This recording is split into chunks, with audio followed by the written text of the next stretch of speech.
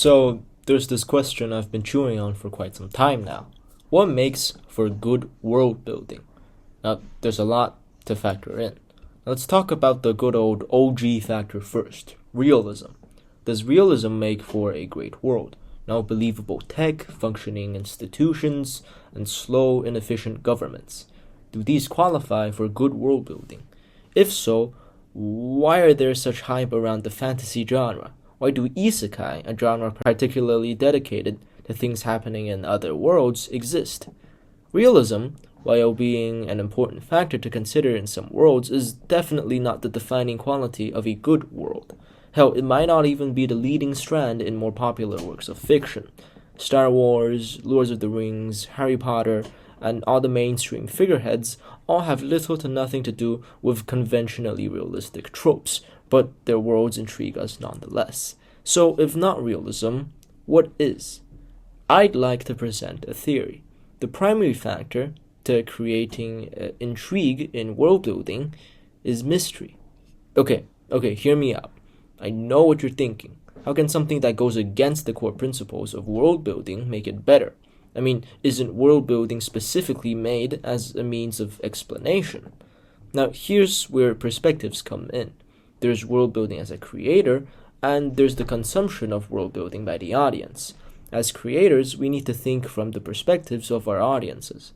A world that the viewers gradually get to piece together themselves is nearly always more intriguing than a world fully exposited by its creators. That's why games like Elden Ring and Rain World work. The creators tell you almost next to nothing, creating a sense of mystery that mystifies the world and creates intrigue.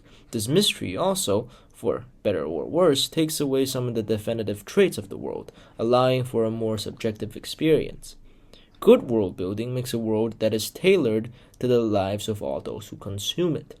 That's why we don't usually see the patient zero of zombie apocalypses. To fully be immersed in a world, as audiences, we need to work for it ourselves.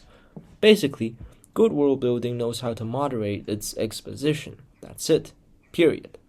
You can have the most intriguing world ever, with complex language systems and an intricate web of relations, but you'll only be showing your audiences what your characters would see. That's why worlds like Harry Potter, with only half-decent world building, get so much credit. The readers are seeing through Harry's perspective, where everything is new and mystical to him, as they are to the readers. The greatest tool to immersion is empathy, and that's real.